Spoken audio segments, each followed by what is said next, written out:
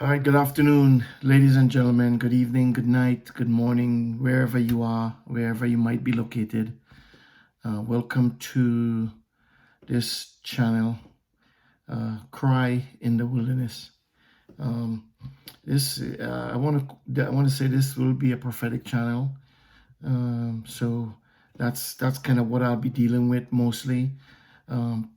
Prophetic things, both in the two ways of prophecy, if you will.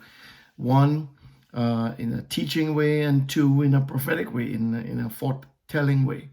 And I'll be dealing specifically and only with the word, the Bible, the written word, the written narrative. You'll hear me use those terms. My name is Maxi. Just simple, call me Maxi, Maxi. And most people call me Maxi. Some people call me Coach. Doesn't matter. But yeah, that's who I am. And hopefully, you get on here. You would get some good you would hear some good stuff. I'm basically focused on, like I said, the word and telling the truth. As far as the word is concerned, I'm not here for likes or dislikes or thumbs up or thumbs down. I'm not really interested in that kind of stuff. If you want to like the channel, that's up to you. If you want to dislike it, it's up to you. It's about freedom, right? We all were created to have a free will, a will to do as we choose. I think God would like us to choose what He wants us to do and do it His way, but we have the option of not choosing to do that. We have that option. You could choose not to do it His way. It's perfectly fine with Him.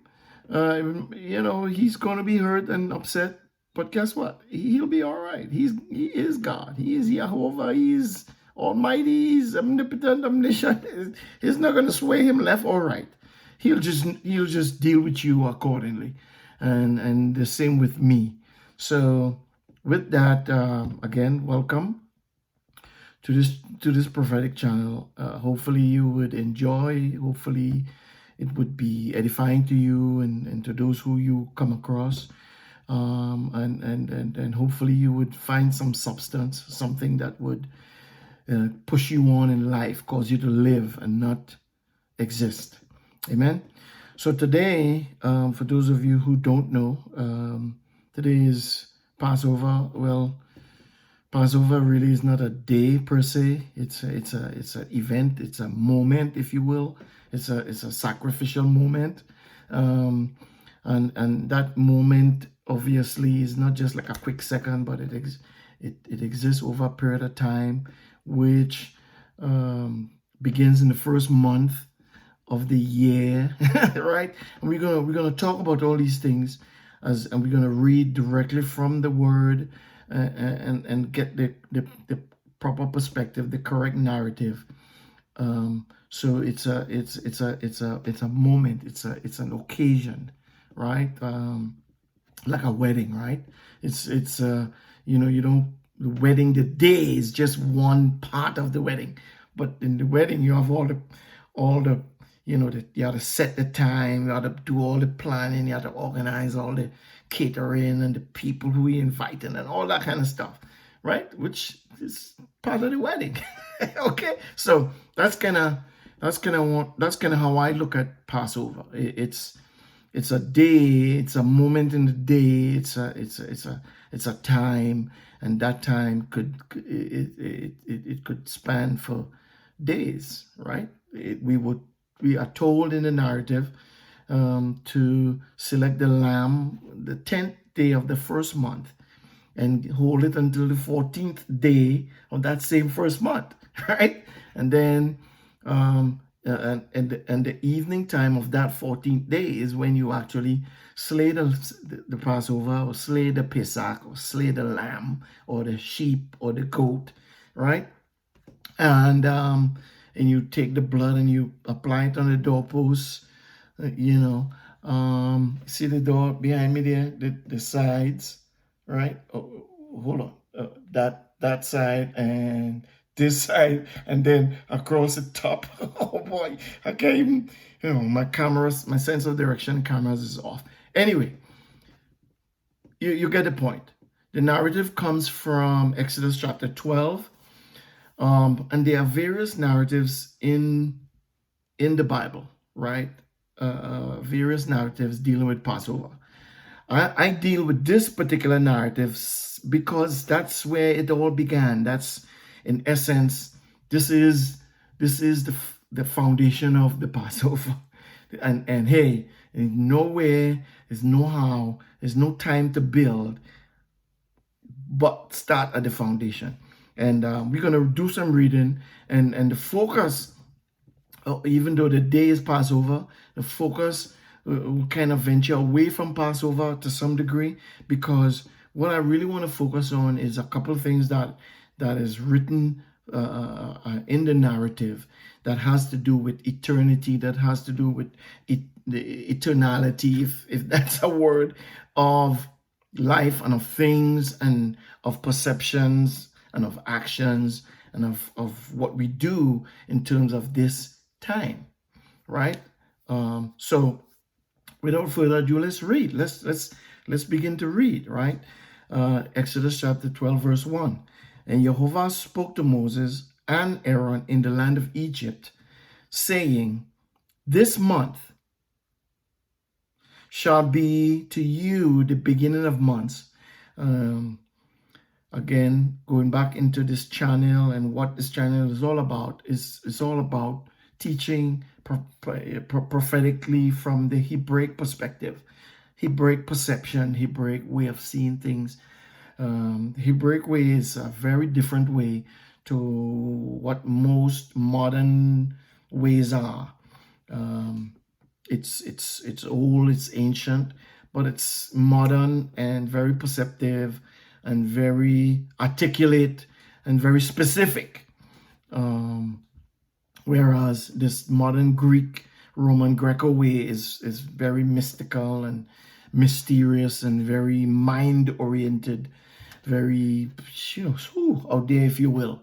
Whereas Hebraic way is more rooted and grounded in things that's in earth and things that's in heaven, and also things in the spirit. They're all connected, and we'll see that, or we'll display that. We will talk about those things as we go, as you tune in, as you listen. You will hear those, you will see the connections. All right. So the first thing we want to pay attention to is this particular verse, Exodus chapter 12, verse 2. Why? Because I'm going to say this nicely.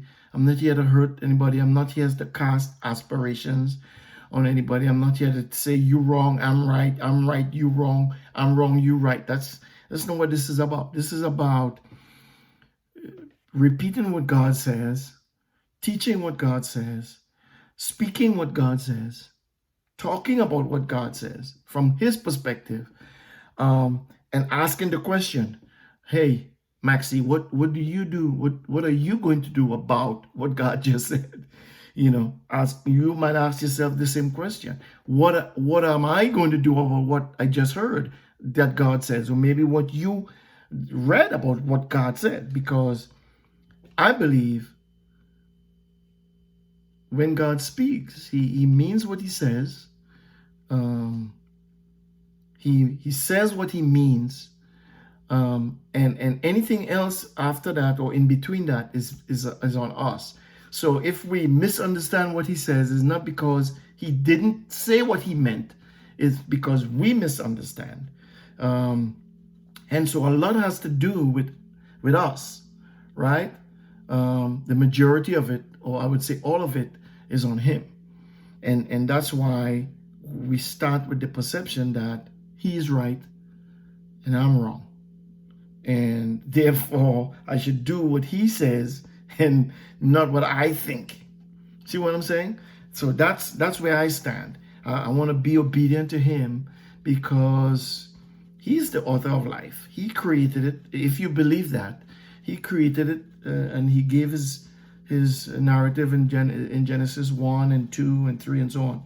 And so if he created it, then obviously he knows how to get it done, and he knows how that thing should exist, all the rules and laws and everything that surrounds that thing, right? And you will hear those things a lot too, rules and laws and all those things. Why? Because guess what? Everything in every single thing in life, there are rules and laws and regulations and all that kind of stuff. There's nothing that's without rules or laws or regulations. There's nothing that exists. You know, there's laws of physics, there's the laws of gravity, there's the law. I mean, in chemistry, there's a law in how you get the area of a rectangle, a triangle, area of a circle. And if you're trying to get the area of a rectangle and you don't apply the correct law, guess what? You're not going to arrive at the correct answer. So one of the things that we have to first get rid of or push away from us is this idea that I'm being legalistic, right? Because guess what? If you're driving down the road in your nice car or on your bicycle or on your motorcycle or your truck or whatever vehicle you have, if you're riding on the road, if you don't obey the laws of the road, you might get in trouble, right? You're driving your car and you reach the red light. Guess what that red light is saying? Stop.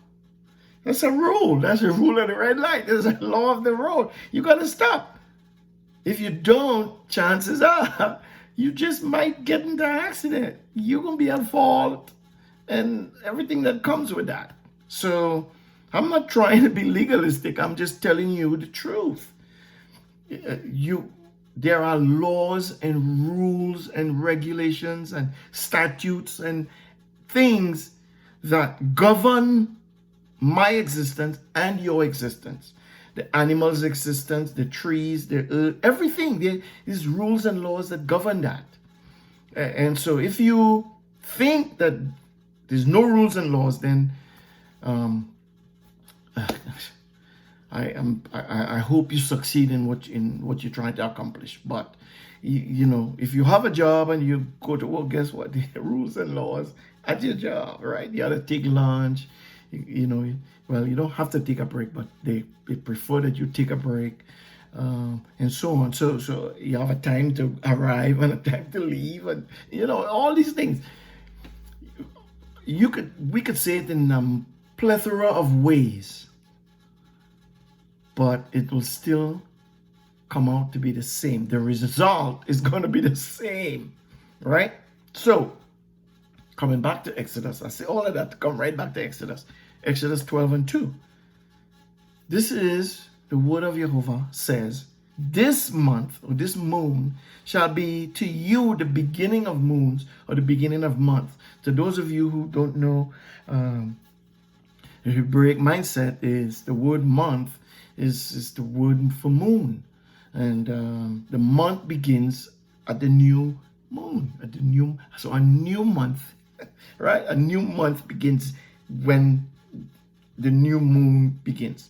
And so he says, this is the beginning of months, and it shall be the first month of the year to you. So even before he instituted the Passover, he's telling them, he's giving them an idea of how they begin to perceive the time of the Passover, how they would begin to perceive when that Passover is. Passover is in the first month of the year to those who believe in God. To those who, and you hear I'm saying those who believe in God, which is across the board for everybody who believes in God. If you believe in God, but I'm not specifically talking about Christians, Jews, Judaism, Muslim. And that's not my concern. That's not, if you in any one of those categories, that's all well and good according to you. I'm just telling you, if you believe in God and if you believe that this is what God is saying, then that's something you have to deal with. I have to deal with it in just the same way. And I've already made up my mind that I'm going to deal with it because this is what he is saying. This month shall be the beginning of months to you, right? So that means I have to begin to understand, okay, if this is the beginning, if this is the first month, then there's a second, third, fourth, fifth, sixth, and so on and so on and so on. And that becomes important because, again, as I said, he's given a timeline of when you do certain things that he requires you to do, or he would like you to do, or he wants you to do. Remember, you don't have to do it, but it's you doing it for your benefit. You're not doing it for his benefit. Okay? He's asking you to do it because in your obedience, you will get the blessing. Right? See, if I do it, you wouldn't get the blessing. If you see if you understand that. If you do it, I wouldn't get the blessing because it's putting into to the person who is actually doing it, the person who is actually obeying, right? So he says, this is the beginning of months. This is the first month of the year, okay? Plain and simple, it's written there. And then he goes on to verse 3, says, speak to the congregations, and he's going on to explain what to do in the 10th day of the month. So before you could get to the 10th day, you have to know which month, okay? Which is a whole nother topic. So you have to know the month. So you know the month, you know when the month starts, and then you start to count. 1, 2, 3, 4, 5, 6, 7, 8, 9, 10. Well, there's a law in counting. You can't jump to 2 before you get to 1, right? That's an easy way of saying everything you do, there's a rule. There's no way you can get to 10 if you don't start at 1 or 0 or whatever. But you have to start before 10 before you get to 10. Okay? You don't just start and then jump to 10. So it's 1, 2, 3, 4, 5, 6, 7, 8, 9, and then 10. At the 10th day of the month, you shall take every man a lamb, right? He said, according to the father's house, according to the size, a lamb for a household, right? I'm going to read through this really quick because it's a point I want to get at. 2 things I want to get to discuss, which one I already spent almost 10 minutes talking about it, is the month. The idea that when the year starts. So you remember, the year, according to God, year doesn't start in January. Right? According to the written narrative here, the year doesn't start in January. Okay? Because January is the Roman Greco calendar, it's the Julian calendar, the Gregorian calendar, whatever calendar it is. That's what most people today follow, right? Including me. I got to know the days of the year, but I don't focus on that. I see it, I acknowledge that it exists, but I'm not fixated on it. This is what I'm looking for. I'm fixated on the first month according to what God says, right? Again, I'm living in the world, but I'm not fixated on stuff that's in the world, okay?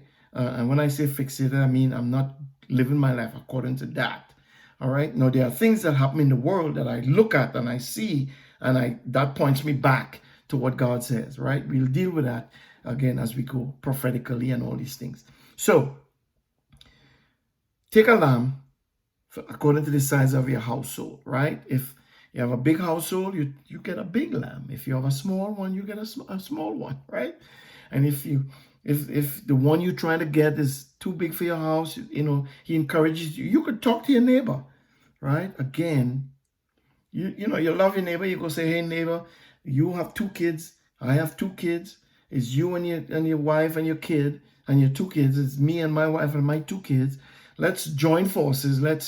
I don't have a lamb small enough for my house, because if I kill this lamb, it's going to be too big. So let's join forces, right? It gives you the idea of camaraderie, neighborly love, neighborhoodness, if you will. It brings together people, right? Fellowship, right? So, right. So let's skip through.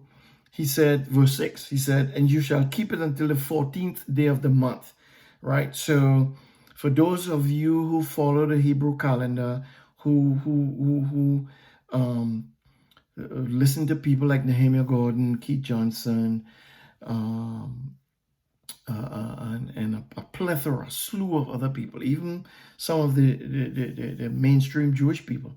They keep that calendar going. You would be aware that 10 days ago, they said, oh, we sighted the moon. So let's start a count from this day, 1, 2, 3, 4, 5, 6, 7, 8, 9, 10. Let's start to prepare, right? Wedding day. We set the date for the wedding. We have a date for the wedding, the 14th. Woo! Let's start to prepare now. Let's get the invitations out. Let's let people know the wedding day is the 14th. This is what we're doing. Kind of like, it's not a wedding, but you catch my drift. So he says, keep it until the 14th day, and on the evening of the 14th day is when you sacrifice the Passover. And remember, the Passover is not a day per se. You could see it. It's a moment. It's a time. It's an occasion. That's how I envision it, right? And most people envision it like that. We talk about the blood on the doorpost and all that. That's what you're supposed to do with the blood. After you kill it, you put a doorpost. That's what they were supposed to do. Remember, this is the inception of the Passover. This is the beginning. This is the first time ever they're going to do this, right? And this is the instructions. So that's all we're doing is just going over the instructions. So don't think I'm trying to bore you or anything like that. But I'm just going over the instructions, especially for people who don't know, who don't understand. Okay? So, all right, let's skip down. Because again, there's certain things I want to cover. For I will go through the land of Egypt in that night.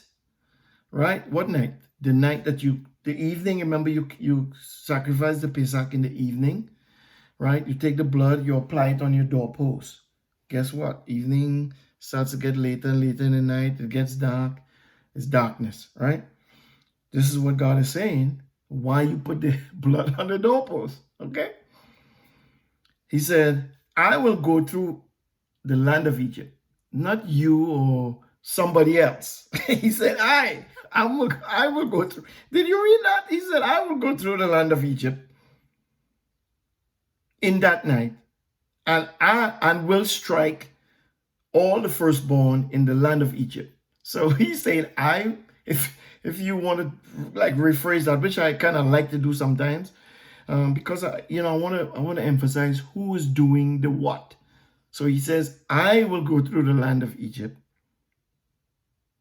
in that night or on that night, and I will strike all the firstborn in the land of Egypt, both man and animal, and I will execute judgment against all the gods, little gods of Egypt. I am Jehovah, right? You guys will hear me say that word a lot, Jehovah. That's what I like to call him. Listened to the different narratives, looked at the different researches, and I believe, according to Nehemiah and many other people, that's what it is. And nobody, I don't think, well, Nehemiah might disagree with me, but from what I also heard and researched is that nobody knows exactly, right? But from the written narrative, from what we have in Exodus 15 and so on, people have different ideas, Yahweh and Yahushua and all those things. Which, hey, that's not even a fight for me. I'm not even going to fight over that, really. I say Jehovah, you say Yahushua or Yahushua or whatever, or Yahweh. Hey, that's you and him, and he is more than capable of handling anything like that. He is way more qualified, I should say, and capable of than me, because I'm not a scholar, I'm not a Hebrew scholar, I'm not a Greek scholar. I'm a scholar in no area. I'm just a voice reading and speaking what God is saying, right? again, a cry in the wilderness. In the wilderness, we exist in this wilderness. This is where we are today. It's a wilderness.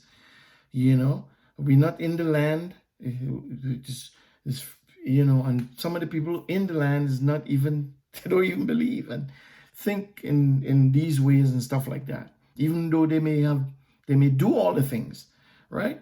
Anyway, that was just a quick sidebar. So he said, I will go through the land of Egypt in that night, and I will destroy the firstborn in the land of Egypt, both man and animal, and I will execute judgment on all the gods of Egypt. Okay, that's a clue right there. All the gods of Egypt. He's killing firstborn men and animals, executing judgment on gods. Well, is he giving you a clue there? What is he saying? Because we people, we like to worship each other, right? Oh, in Genesis 3 it says, now God knows, for in that day your eyes will be opened.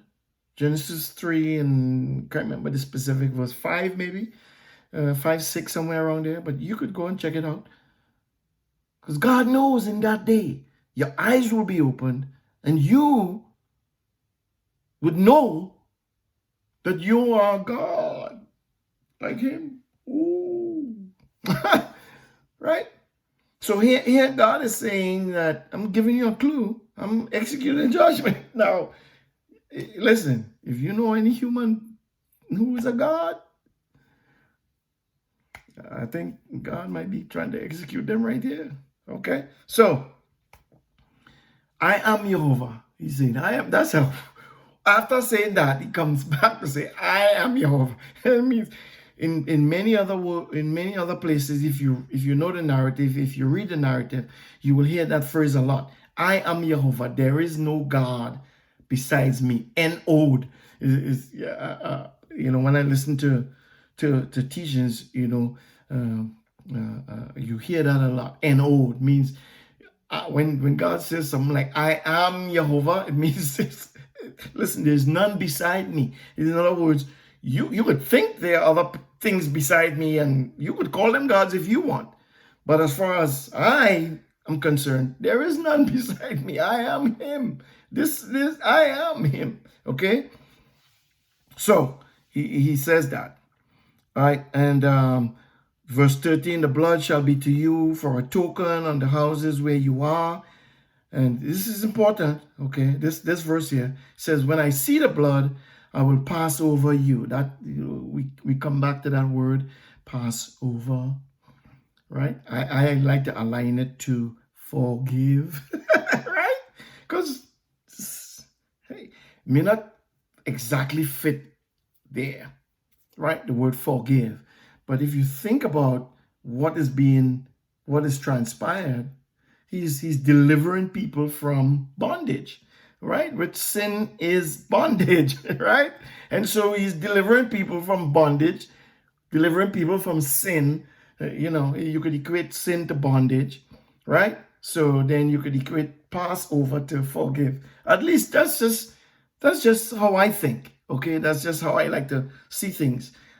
So he says, when I see the blood, I will pass over you, and no plague will be on you to destroy you when I strike the land of Egypt.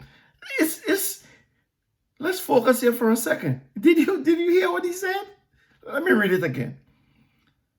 Exodus 12 and 13. It's funny, right? 12, 13. It says, the blood shall be to you for a token. Now, what do you do with a token?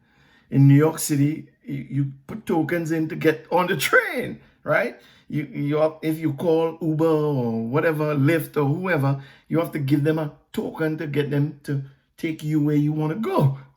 So a token is like a way, something that you use to pass, to move on, right? To get to where you're trying to go. And God is trying to get us to go somewhere. So he's giving us a token. The token is the blood. So anyway, he says, that this is a token on your house where you are.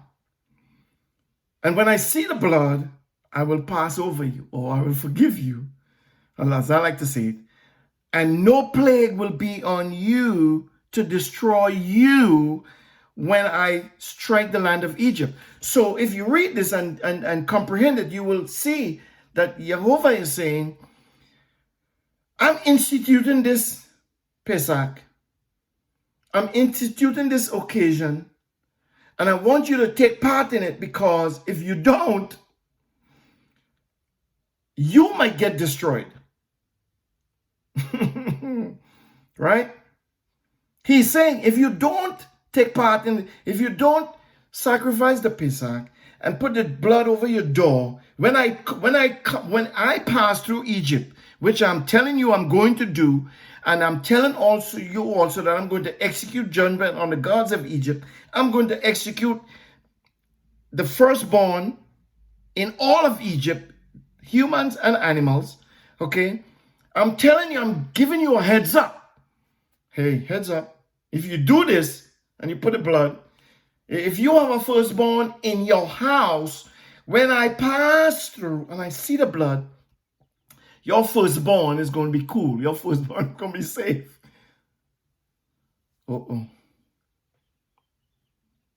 So you do it, and like I said in the beginning, when you do it, when you partake of it, you do it for your benefit, and in this case, for the benefit of your firstborn.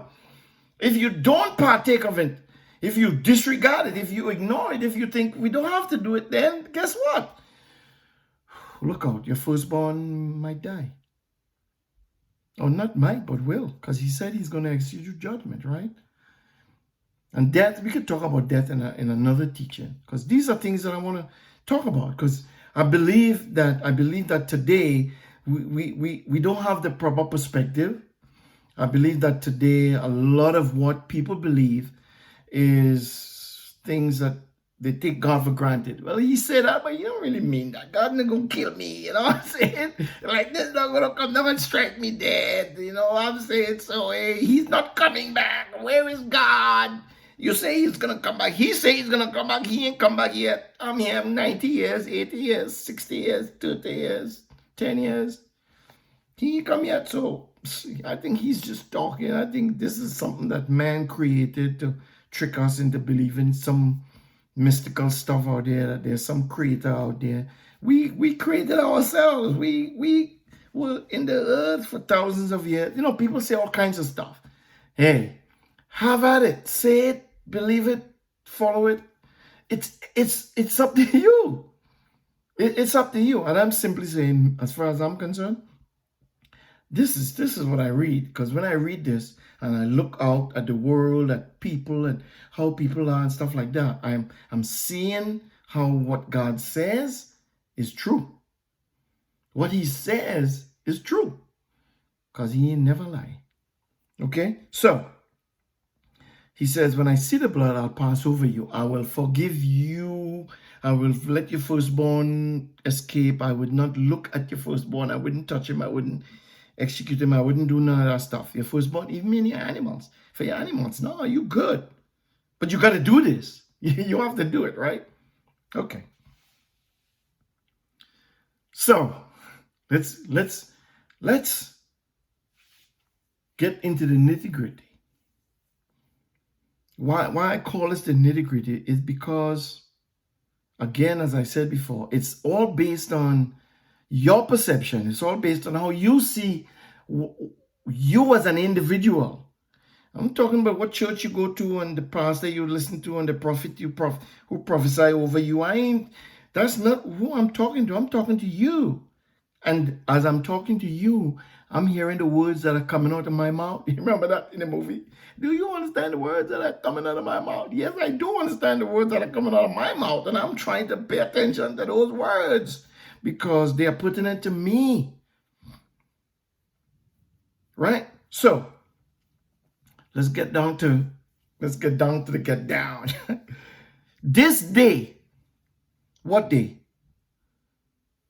The day of the Pesach, the day of the Passover. This day, shall be a memorial for you. Wow, that's a word right there.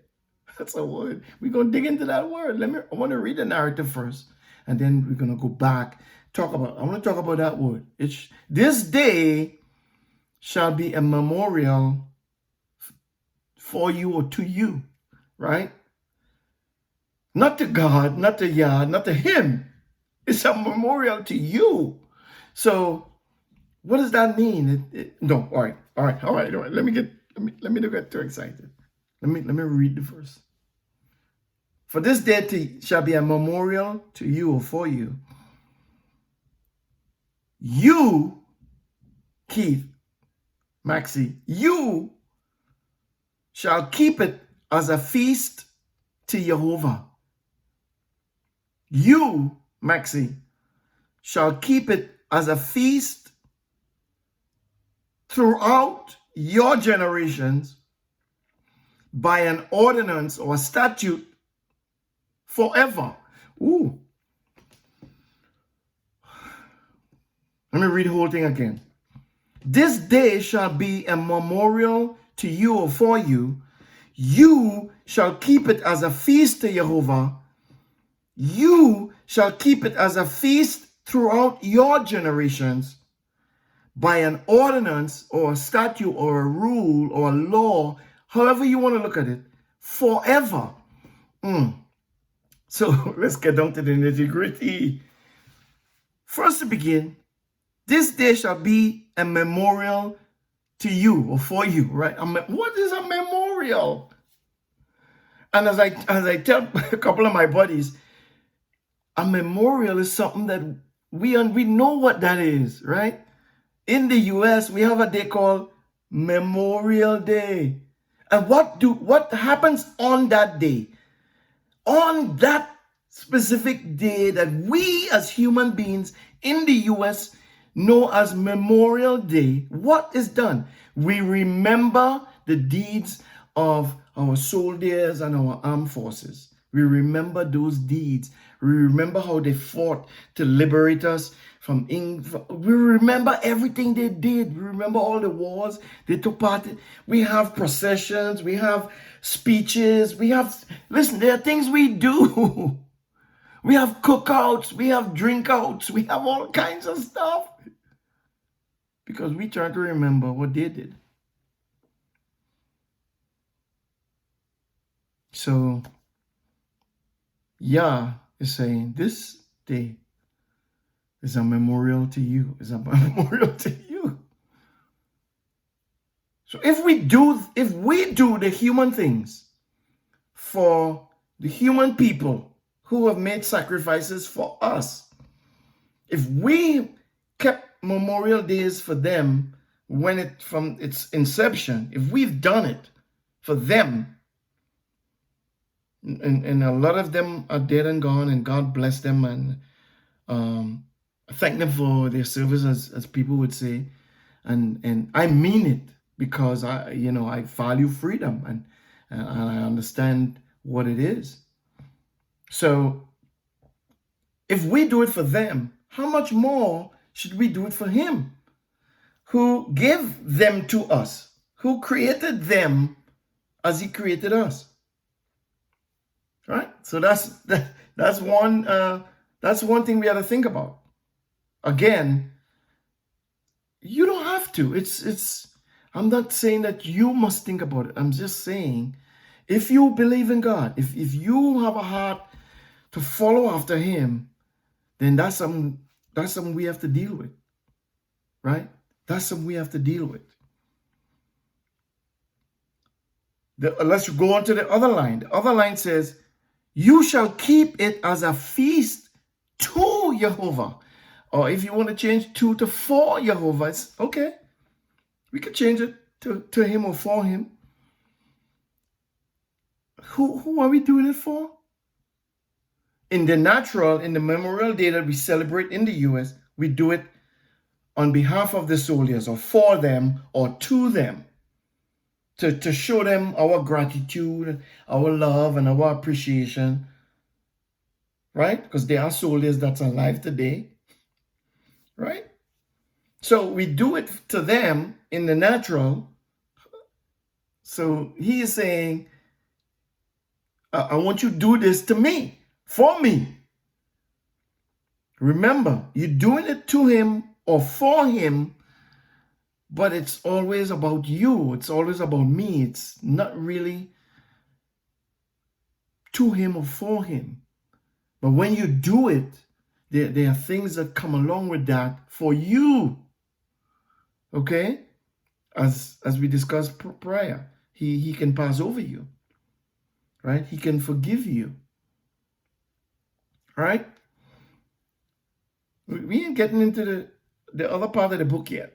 We dealing with this part of the book. Because I know a lot of people listening and be like, Yeshua, Jesus, he died. He's the Passover lamb. And guess what? Then how do you deal with this other part? Well, what other part, Maxie? We get into it. You shall keep it as a feast throughout your generations. So how long is the generation? I don't know. And so what happens is if I deal it in my generation and I teach my son, he does it for his generation and his son's son and son's son and son's son and son, daughter, son, daughter, son, on and on and on and on and on. So if we do it right, it goes on when? Here's the kicker. Throughout your generations, by an ordinance, by a law, by a statute, by whatever you want to put in that word, forever. Whatever synonym you want to use. It's forever, right? And for whatever synonym, whatever synonym you want to use for forever, perpetual, ever eternal, everlasting, and how much ever else there are. Here's what I'm saying. If you believe that Yeshua came, he died to do away, as we were taught, right? Because that's what we were taught. I was taught the same thing. I was taught the same thing, and that's why my question to you is how do we deal with this word? How do we deal with that verse? The memorial, the generational value, and the forever time span. When does forever end? If he came to bring it to an end, but here he says forever, then it's kind of, something's not jiving, something is not making sense, right?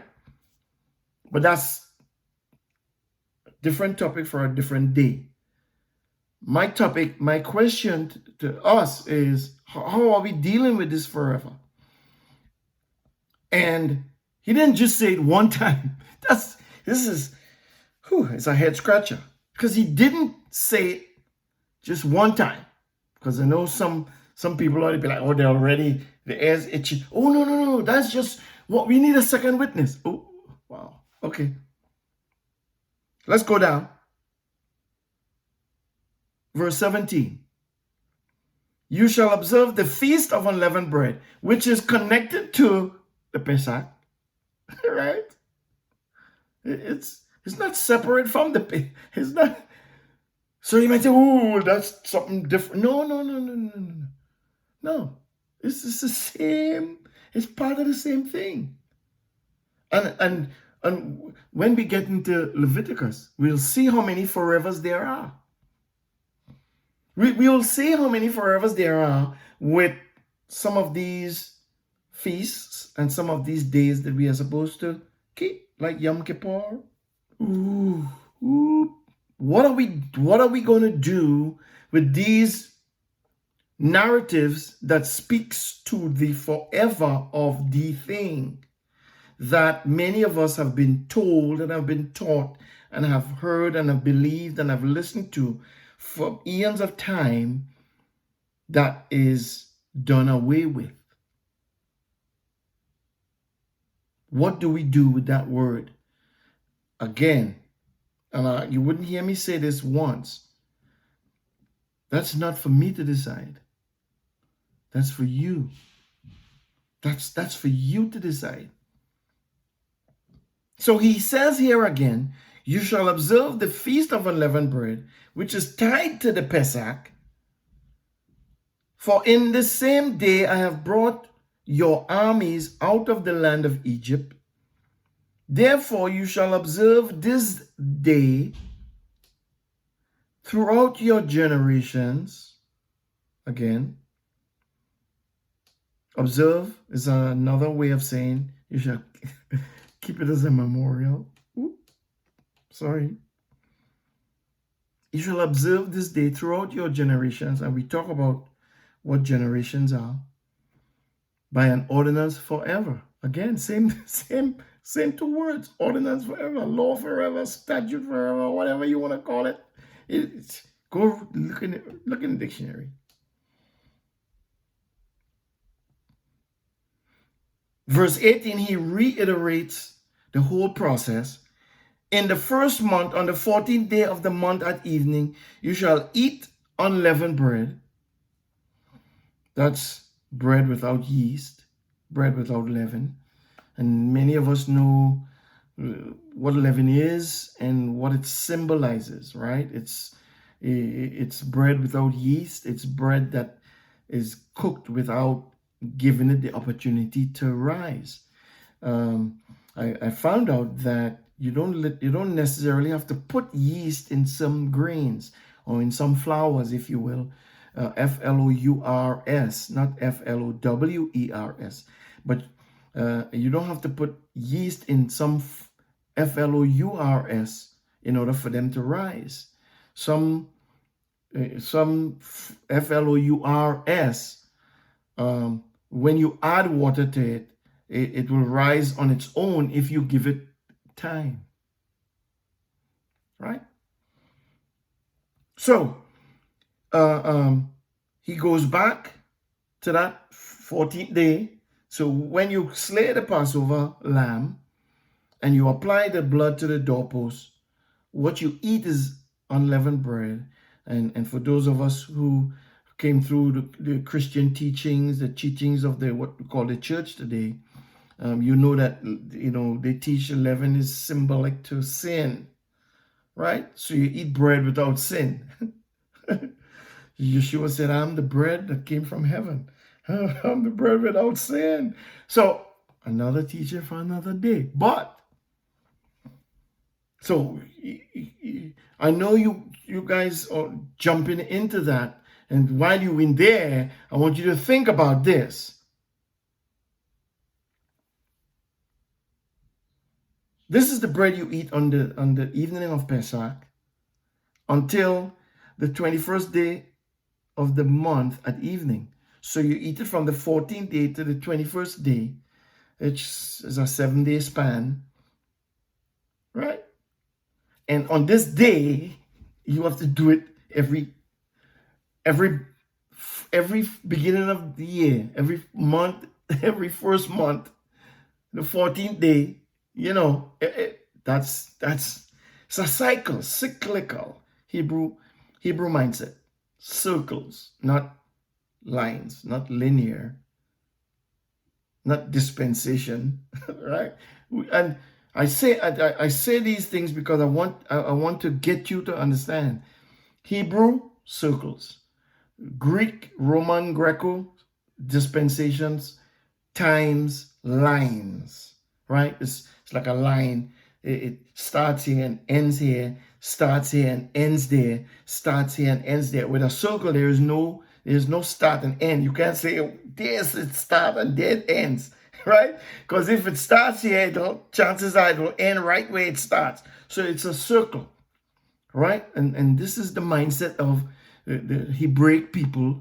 This is the mindset of God. He's cyclical, right? I told a friend of mine years ago, when I was over there in Miami, I said, we're going back to the garden, right? Because if you read the beginning of the book and you read the end of the book, you see where, I think it's Revelation, somewhere in chapter 22, it talks about being in that place where the lion laid with the lamb, and it talks about that place where we have water and leaves for the healing of the nations. That's what God created in the beginning, right? That's what it was supposed to be. But again, we know the story of what happened in Genesis 3, right? We know. So again, this is an ordinance. This is a perpetual thing. It's a forever thing. It's a forever thing. It's a forever thing. Okay? It's a forever thing. And if you think he said it once, he said it twice. Guess what? To put the final nail in the proverbial coffin, he says it again 3 times. Once, twice, 3 times. You could take that however way you want. Father, Son, Holy Ghost, whatever. Trinity people, whatever. You could take it however you want it. But he said it 3 times, regardless of how you take it. The point is, the truth is, the fact is, he said it 3 times. Exodus 12 and 24. You shall observe this thing. What thing? The Pesach, the Feast of Unleavened Bread, those 7 days. You shall observe this thing for an ordinance or for a law, or for a statute, whichever pleases you. To you and your sons and daughters forever. Forever. Again, that word, forever. He said it 3 times. So how are we going to deal with that forever? And think that it ended somewhere along the year 30, it ended, it all came to a crashing halt. God says, anything I do is forever.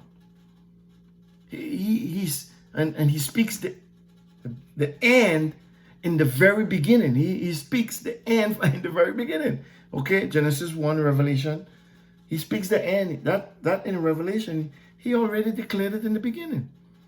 Everything was good. And then when we came, he said it was very good. Guess what? In the end, it will be the same. It will be good. And it will be very good. But you have to figure out, you have to decide, you have to make up in your mind where you fit along that circle. Do you fit like at the 6th there and fall off the edge and continue now in a straight line? I don't know. It's up to you. As for me and my house, as I've said before, I'm gonna serve God. I'm gonna serve Yah. I'm gonna serve Yehovah. I'm gonna read what he says. I'm gonna listen to what he says. I'm gonna do everything in my power to be obedient to that, to do that, to follow that, because he said it.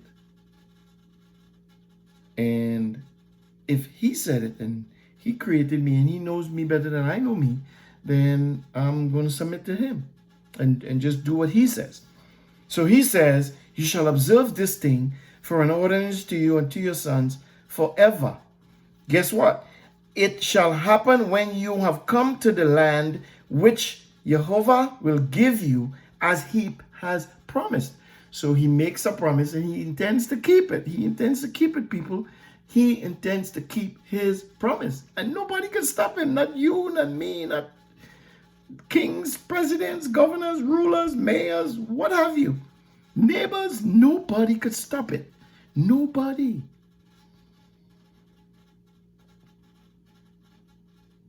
I will give to you as he has promised that you shall keep this service.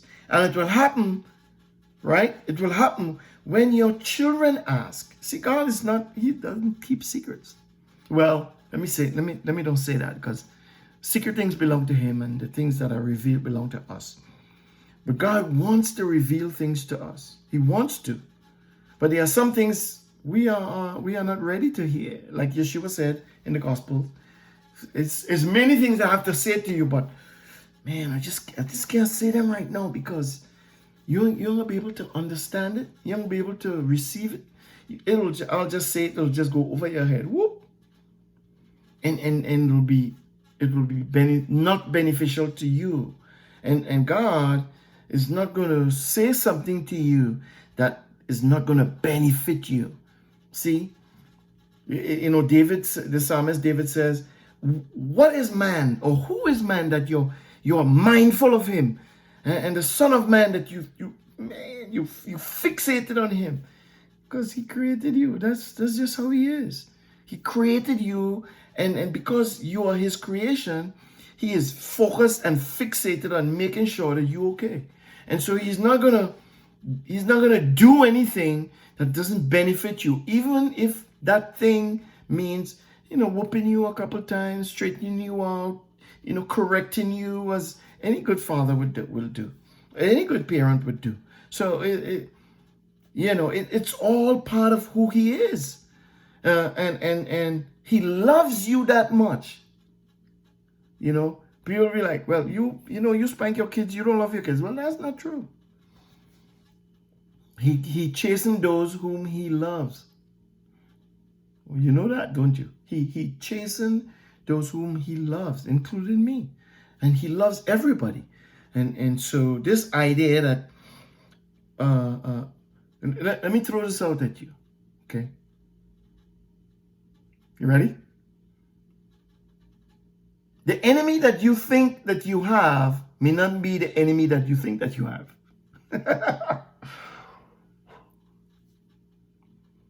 So the thing that you looking at, or the person that you are looking at and thinking that thing or that person or that spirit or whatever it is your enemy, that may not be your enemy.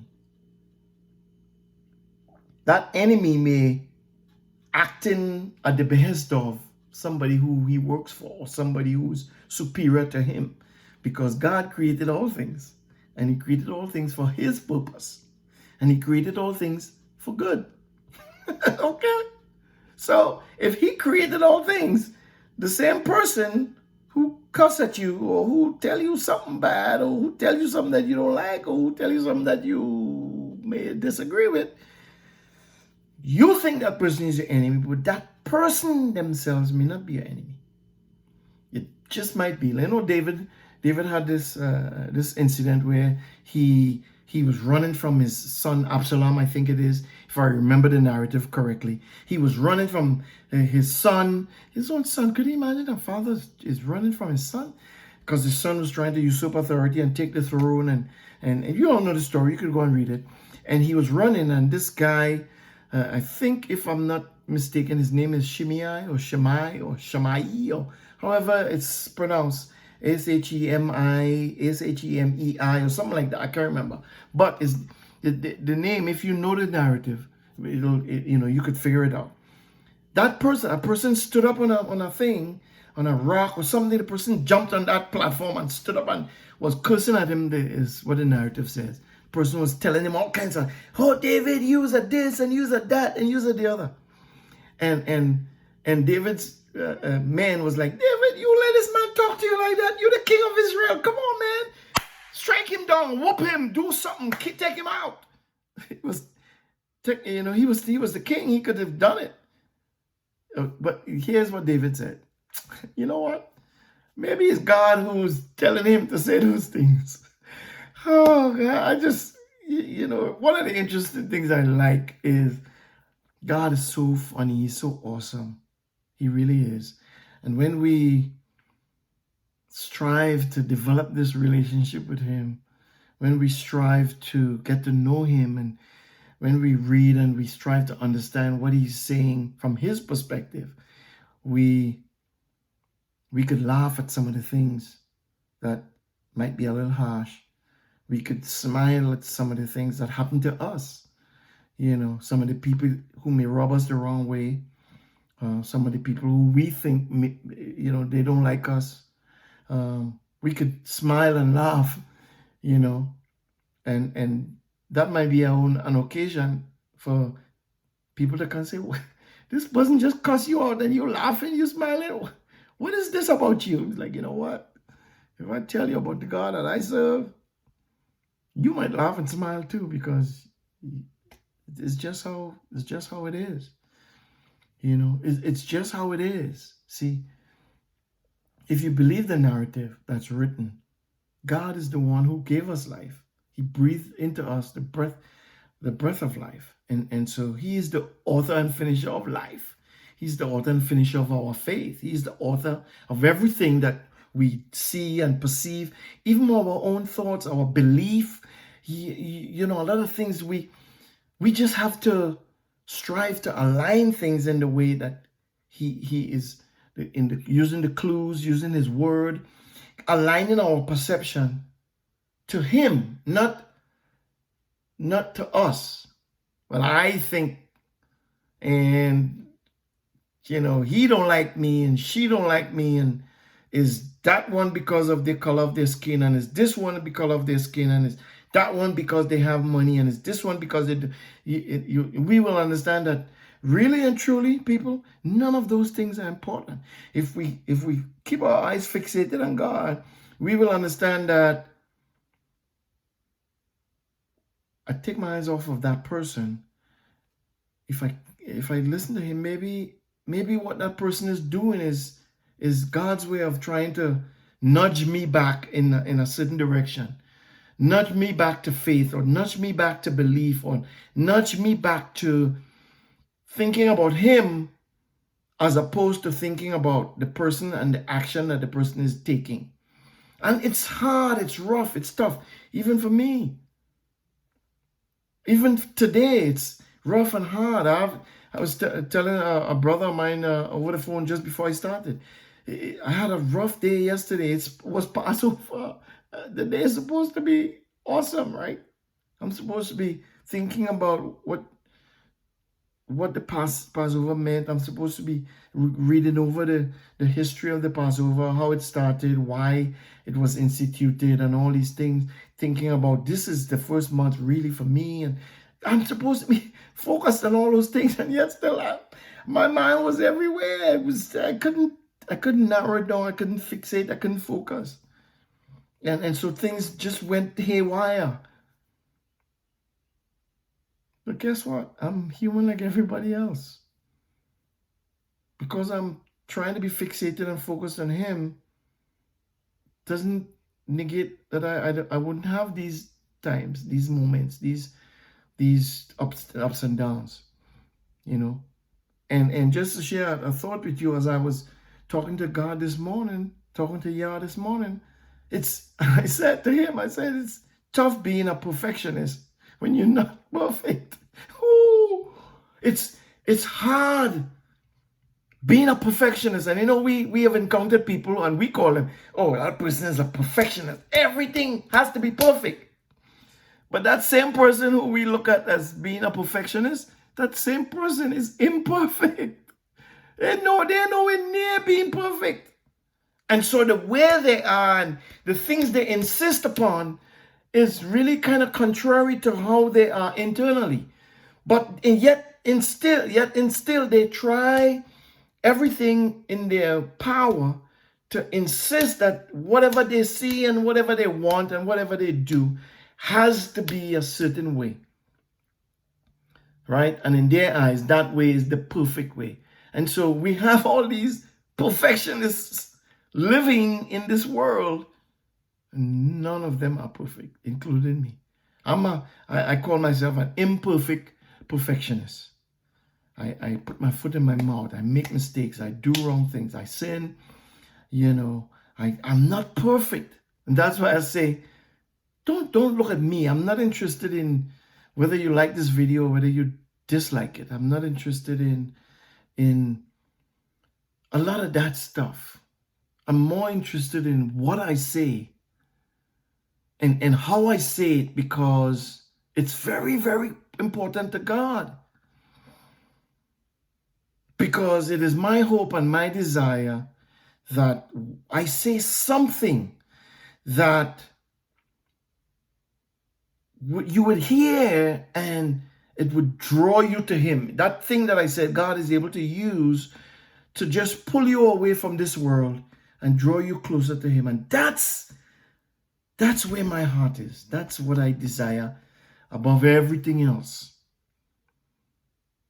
That's what I desire above everything else. So the Pesach is forever. The Passover is forever. The Feast of Unleavened Bread is forever. What else is forever? Let's go to Leviticus chapter 23 and quickly go over some things in Leviticus chapter 23. Now remember, what I'm doing is asking a question. And the question is, what am I going to do? What are you going to do with these words? When we have been taught, no, that ended, that dispensation is gone. Right? We talk about what dispensation is. All of that is null. None of that matters now. It's just Yeshua. Can I talk to you? Who is Yeshua? Who is Yeshua? What is Yeshua? How is Yeshua? Why is Yeshua? We could align any questions to him. Who is he?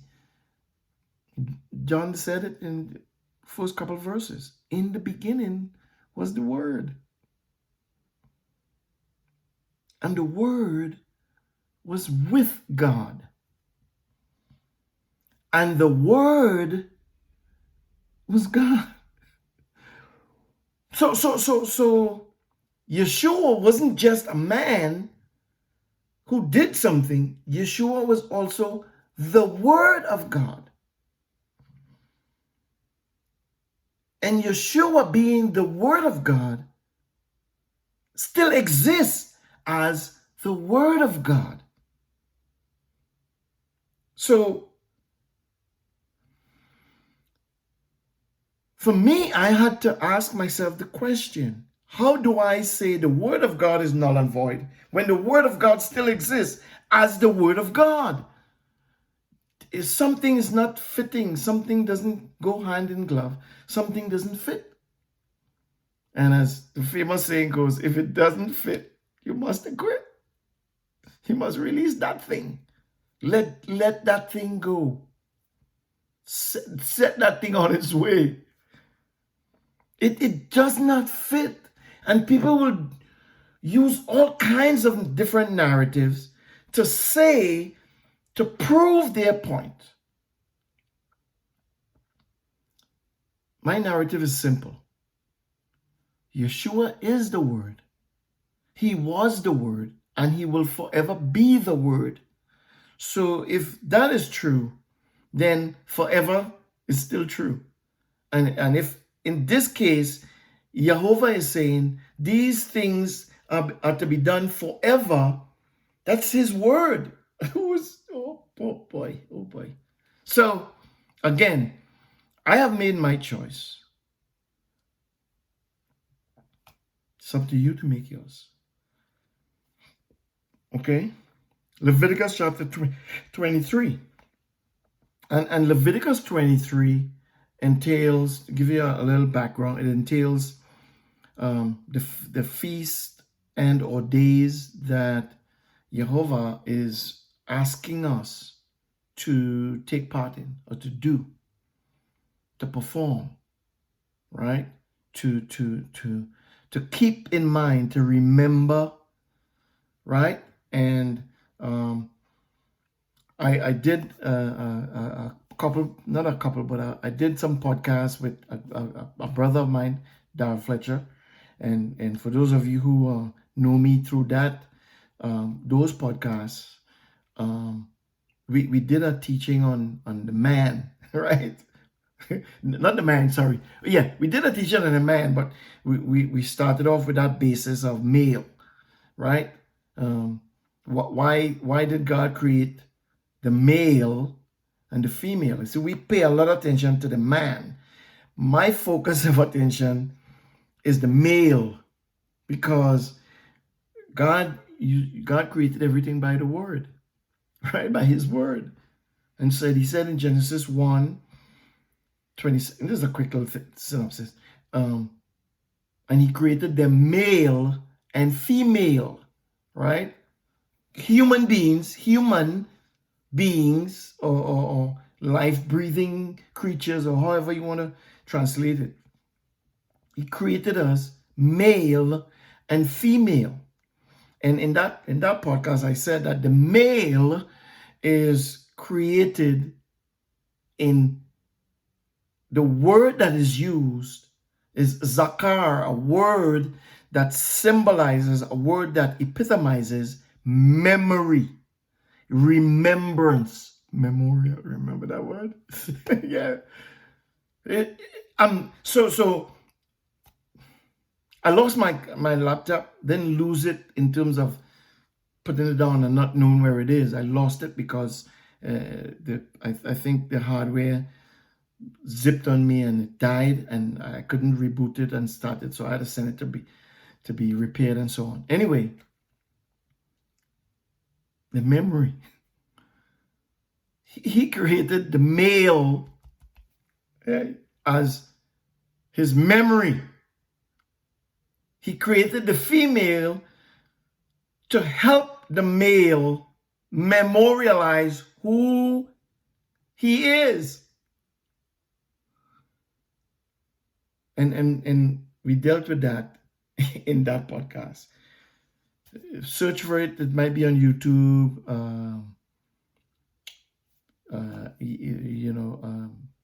And hopefully you would get it. And we talked about man for like 3, 4, like 8 times, 8 podcasts, 8 different times. So and each one was like an hour, 2 hour and a half long, probably longer than this. But if you could search it and find it, you'll find it really, really interesting. Again, I'm just dealing with what was written. The word for male is zakar, and it means remember. It has to do with memory. Everything dealing with memory, it's embellished in that word. So there's no guessing why God wants us to remember these things that he's telling us. And there's no guessing why we can remember them. There's no guessing why we just instinctively just tend to veer towards certain directions. It's because he made us in his image and created us as a memory to him, for him in the earth. Okay, I'll leave that right there. Leviticus 23. And I'll read, and you're going to try to skip down to the parts of the verses that specifically refer to the ordinances forever, because that's what I want to highlight. And I'm getting ready to close, but that's what I really want to highlight is what are we going to do with these things, these statements, these written words, these word of God that says do it forever. Leviticus 23 starts off like this. And Jehovah spoke to Moses. Who is speaking? Jehovah. Speak to the children of Israel and tell them the set feasts. Again, that's something that we have to talk about. What is a set feast? A moedim, a modem. Moedim, so they modem, right? A moedim. Moedim. If I'm not saying the word correctly or whatever, but you get my drift. The moedim. It's something that God has set, right? And in Genesis, he talk about that. Have set things in the sky as for signs and for moedim.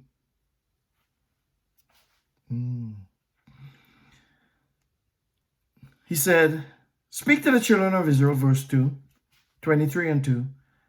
The set feasts of Jehovah, or to Jehovah, the set feast to mankind. No. The set feast to my brothers and sisters, the set feast to Christians, the set feast to the Jewish population, the set feast to Israel, the set feast to the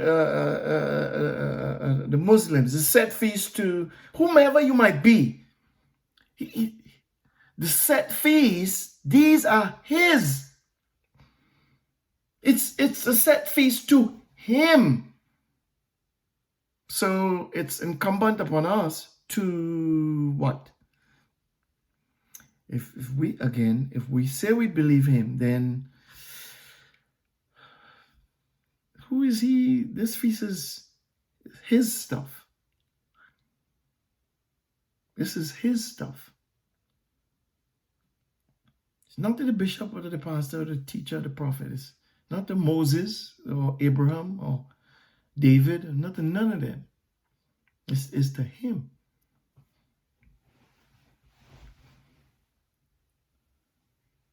Which you shall proclaim to be holy convocations. Again, even these are my set in stone. Set. That word set is cognizant, is significant to this forever.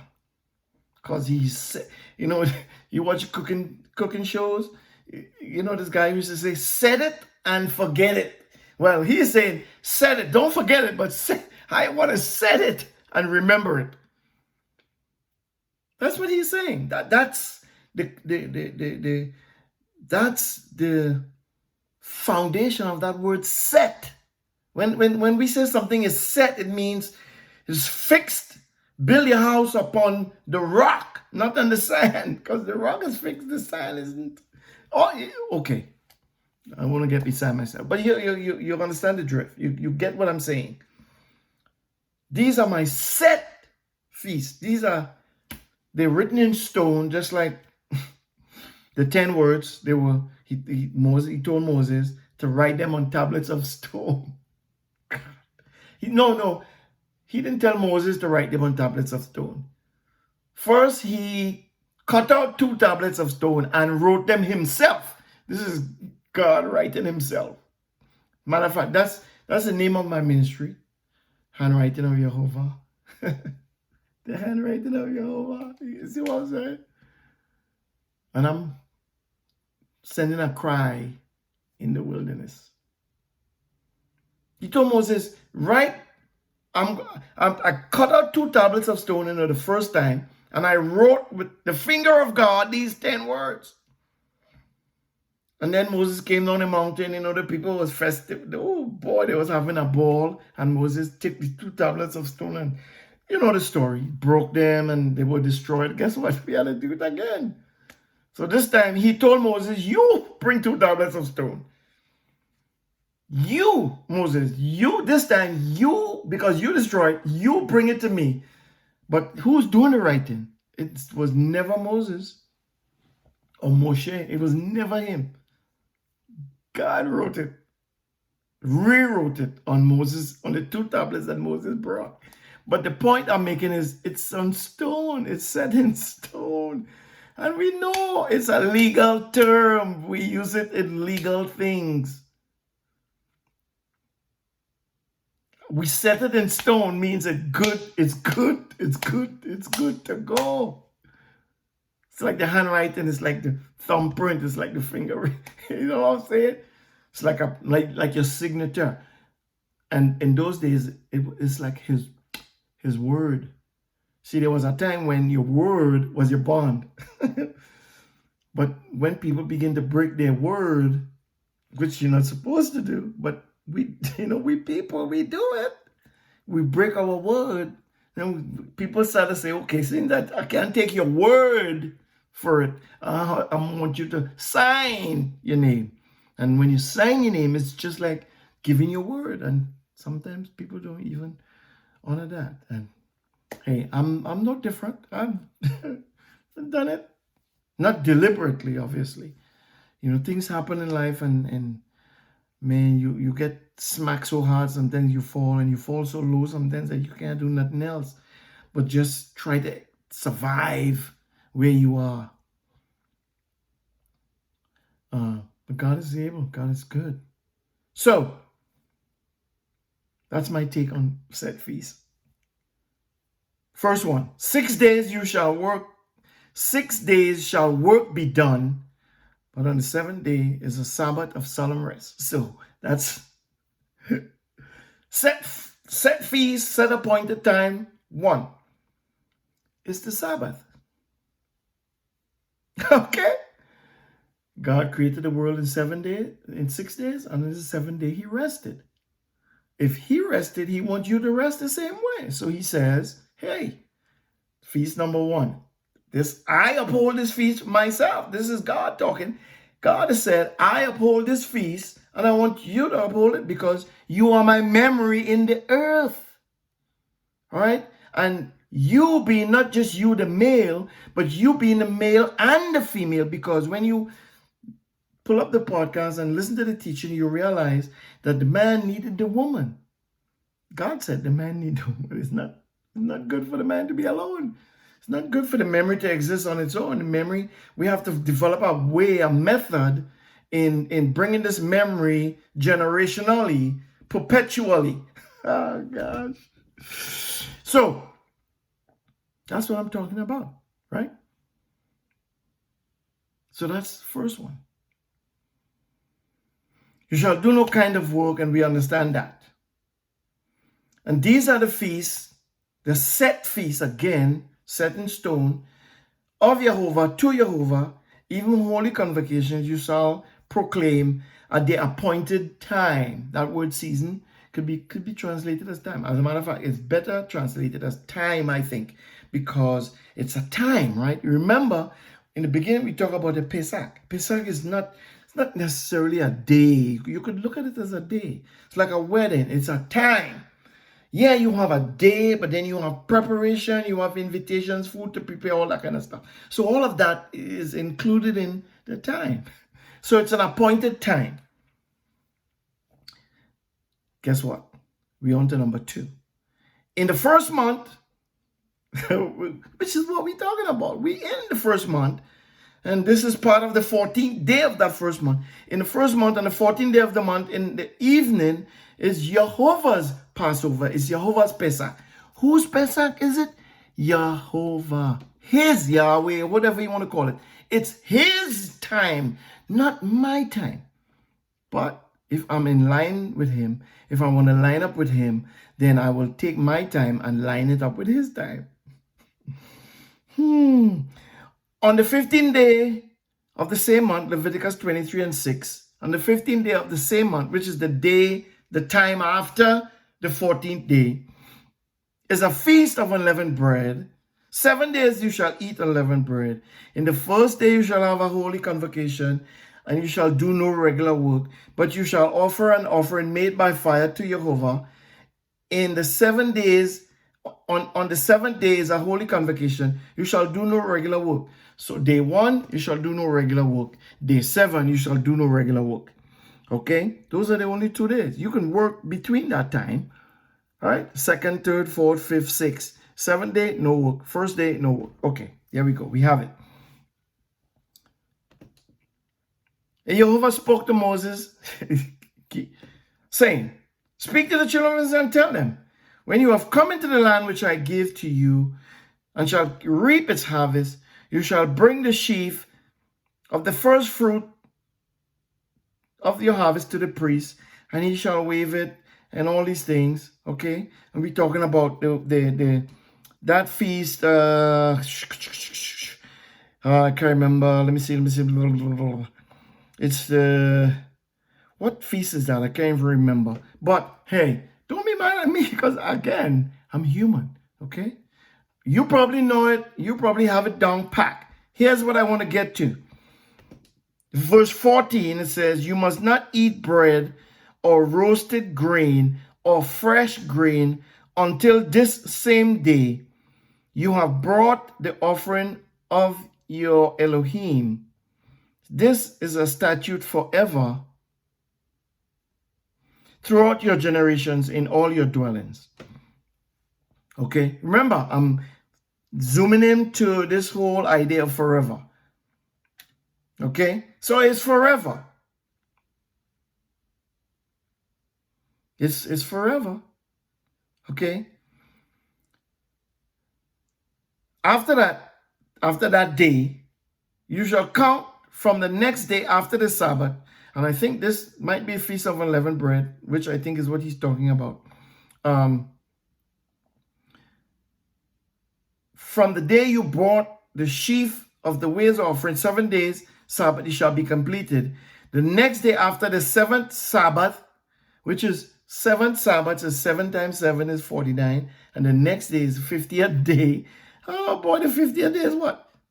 What is the 50th day? We know that. I think we do is the Feast of,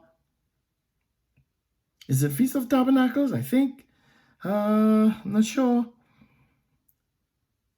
I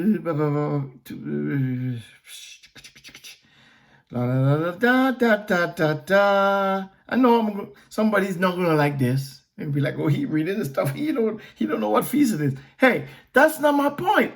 You know, if you don't know, then go read it yourself.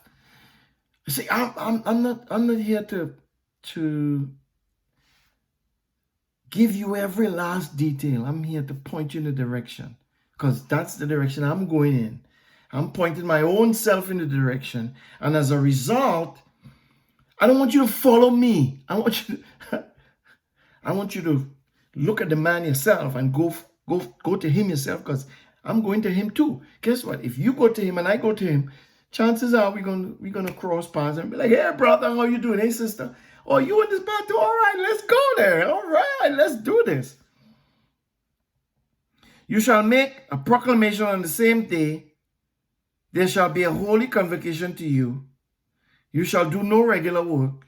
This is a statute forever in all your dwellings throughout your generations.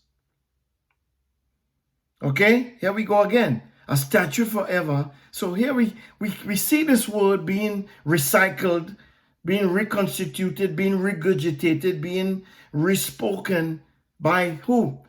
By God, by Jehovah. And the word of the Lord came to Moses. The word of the Lord, and the Lord spoke, and Jehovah spoke to Moses. He's not saying Joshua spoke to Moses, or Keith spoke to Moses, or Abraham spoke to Moses, or the serpent spoke to Moses. He's not saying, he's saying Jehovah spoke to Moses. It's Jehovah speaking. Who is the Word? In the beginning was the Word was with God, the Word was God. Yes, this is Yeshua. If he is the Word, then he's speaking too. He said forever. He is saying forever. But you cause me to believe, which I don't now at this point. Some of the teachings out there cause people to believe that it's done, it's ended. Because the same one who said forever here, he canceled it. No. Is that the same one who said everything I do is forever? Is that the same one that said I speak the end in the very beginning? I don't know how you measure up these things and equate them to the same person, but to me, it's like that's a different voice. And so what I'm learning to do is to cut off, even Paul, if Paul, the great apostle Paul, even if I read in his letters and he says something that, I can't find it in there, where he got that. If he said it and for some reason it doesn't jive with what's already written, I'm going to question it. I may not necessarily throw it out right there and then, but I will question it. I will dig until I'm satisfied that what he's saying is valid or is not valid. Because Paul didn't die for me, just so you know. I don't know if he died for you. If he died for you, hey, have at it. But he didn't die for me. My word, God, Jehovah, he's the one who died. So I'm going with what he says. All right. Verse 24, 23 and 24. Speak to the children of Israel, saying in the 7th month. So we got to the 7th month, right? So we've done the Sabbath, we've done the Pesach, we've done Feast of Unleavened Bread. I think there's Feast of Pentecost, or we say Pentecost. Back then it was something else. Can't remember offhand. The words is not coming back to me, and that's fine.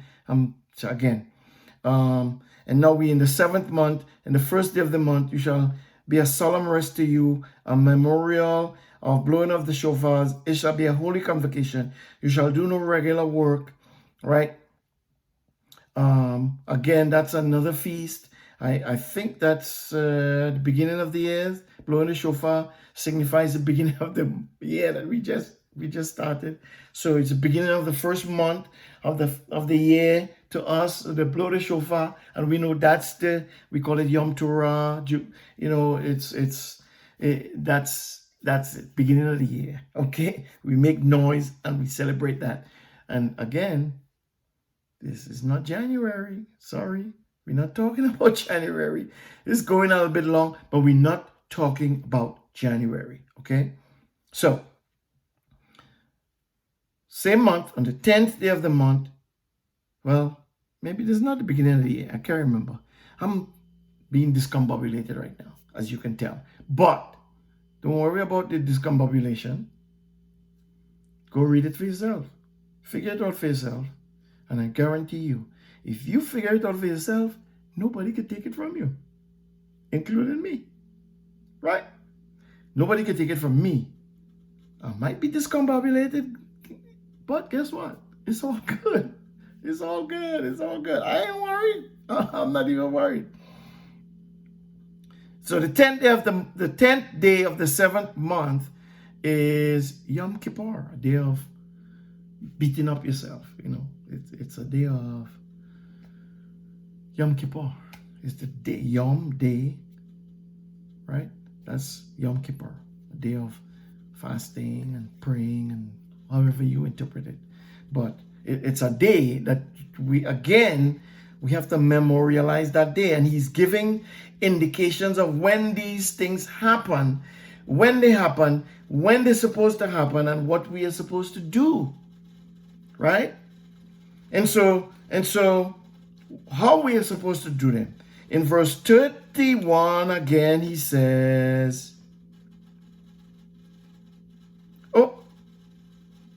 back up. So day of Yom Kippur, we talk about the day of denying yourself. And like I said, people do various things, right? On that day. This is what he says.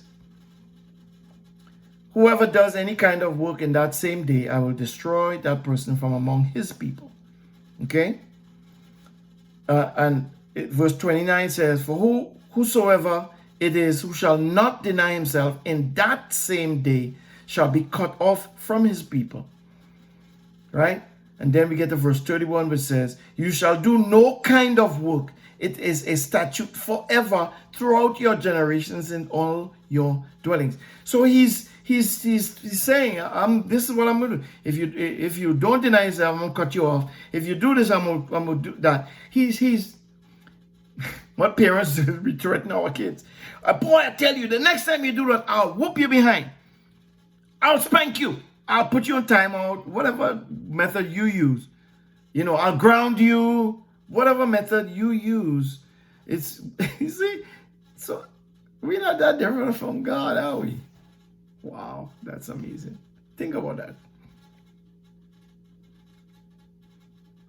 He said, you shall do no kind of work. It is a statute forever. Again,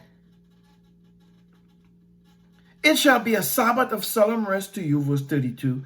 And you shall deny yourselves in the 9th day of the month at evening. From evening to evening, you shall keep your Sabbath, right? Again, completely different to how we operate, because we operate dawn to dawn, right? He operates from evening to evening. So you see what I'm saying? We gotta, it's rough, guys. I'm telling you, it's hard keeping up with this all, okay? Evening to evening. Like this evening, it starts the Feast of Unleavened Bread. This evening, from dusk, when the sun go down, begins the Feast of Unleavened Bread. 7 days, okay? 7 days. So guess what? I took the day off tomorrow. Thankfully, I gotta bless my bosses. They're awesome people. And I appreciate them wholeheartedly. So if you're listening, let y'all know this is from here, bro. I'm telling you, awesome. I love those people. I love everybody at my job, right? And everybody's different, of course. But we don't go into that. But I love them all because they're just like the most awesome people. Not that I've not worked with awesome people before. I've had the privilege of working with some tremendously awesome people. My older boss, the last job I had, man, she was, oh my goodness, she was awesome. She was awesome. Okay, so there you have it. Put my plug in for my bosses and my co-workers and all of y'all. I love y'all, man. From the heart, bro. Okay, where were we? 32. All right? Evening from in the month. Evening from evening to evening, right? Okay, that's how God comes stuff. I'm telling you, bro. If you don't get with it, you will miss out. You will miss. You're going to be like the 5 virgins who missed the boat. You know, you won't be like those people. See, when Yeshua talked a lot about parables, he's the word, you remember. Okay, so, verse 33.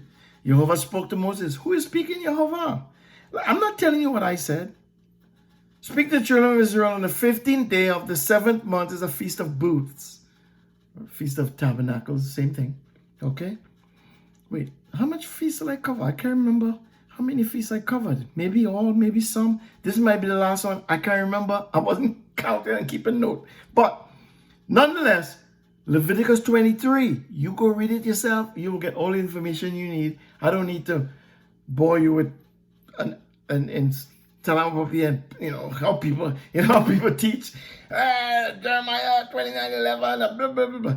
That's not how I am.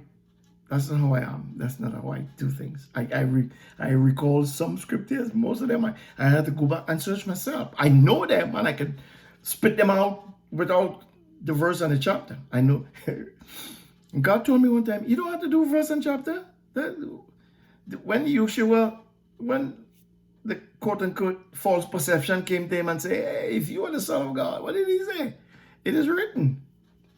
He didn't say, Deuteronomy 8:11 or whatever it was. He didn't say that. He said, it is written. It is in there, bro. And you know it's written in there. So don't come at me with that foolishness. Back up. Right? That's my way of saying that's how Yeshua dealt with the false perception. Anyway, so we go. On the 15th day of the 7th month, he talk about all these days and talk about all this stuff. Verse 41, you shall keep it as a feast to Jehovah 7 days in the year.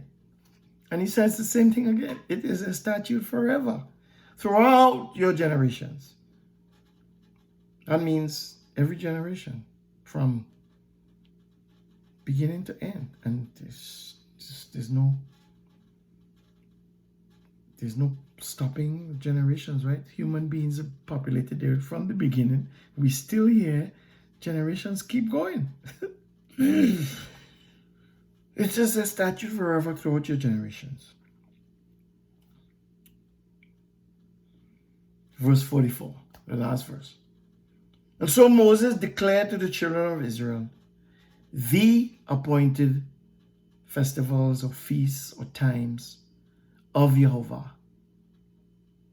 So I said all of that.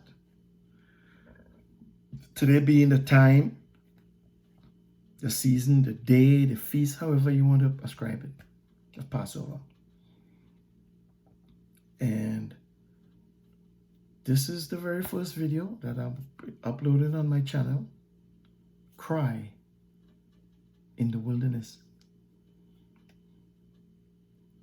And hopefully I have said something that inspired you, that caused you to go read again, that caused you to think again, that caused you to take a second look, third, fourth, fifth, 100th look. That's the idea. I don't want you to follow me. Follow him. God loves us. Man, I tell you, I can't give you words cannot describe whatever I'm trying to say. I can't put together enough words that can describe the extent of that love. And I want you to know that. I want you to feel that, because it's true. Regardless of what you think and what you believe, it is absolutely true. And God is going to go to the ends of the world just to get you to know that and to feel it and to hear it and to see it and to perceive it and to believe it. He has done it. It's just now up to you to decide to make a choice, really, and say, self, whose report are you going to believe? Are you going to believe this teaching or that teaching? Are you going to listen to this person or that person? Or are you going to believe what thus saith Jehovah? Because everything we read, we keep hearing this statement over and over again. And Jehovah spoke to Moses. And Jehovah spoke to Moses. And Jehovah spoke to Moses. Speak to the children of Israel. I want to do a teaching on who is the children of Israel. That's going to be my next topic. The topic for this teaching is, I didn't put a topic, it could have varying topics. What are you going to do with forever? How are you going to accept forever? How are you going to approach it? Or Passover teaching, or Passover, or whatever. I didn't put a title because I couldn't come up with an appropriate one. Maybe you can, and that's all well and good. It's fine enough to leave it as it is. Listening to it, I think, is what's important. So with that, I'm going to say this comes from Numbers chapter 6, Numbers chapter 6. I think it starts at verse 22. So Numbers chapter 6, I'm going to get it. I think it starts at verse 22. It's called the Aaronic Blessing. I'm not Aaron. I don't even know my genealogy Hebraically. But I believe in Yeshua, and I believe Paul says if you are in Yeshua, you are a son of Abraham according to the promise. So I'm a son of Abraham. Which son? I don't know. I think it's Issachar. I believe it's Issachar because I've done some research and I believe that's what it's pointing towards.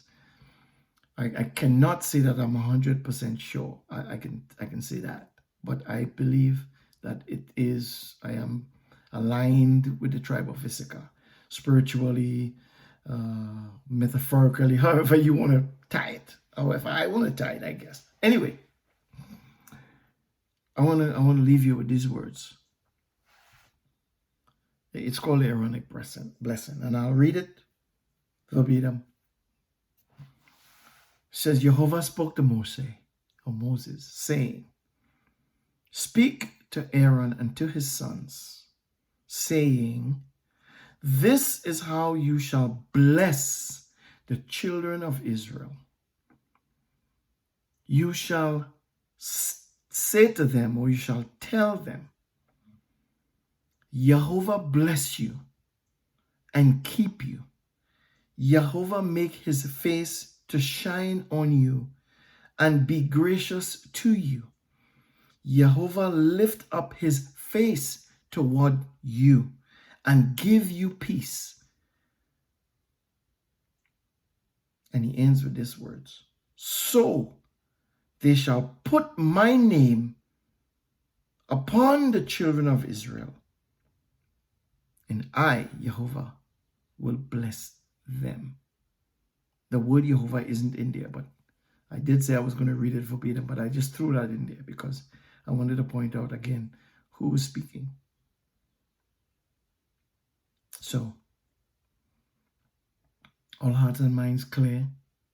God bless you. Thank you for tuning in. Hope I wasn't too long and long-winded, which I could be. And I look forward to seeing your comments and hearing from you. I would not probably respond to comments that's nasty, rude, ugly, divisive and all these things. I might, but who knows? We'll see. But I'll read them and let's see what God would have to say in terms of response. So for now, it's adieu, goodbye, bonne nuit, wherever you are. Good day. God bless. Jehovah bless. Thank you.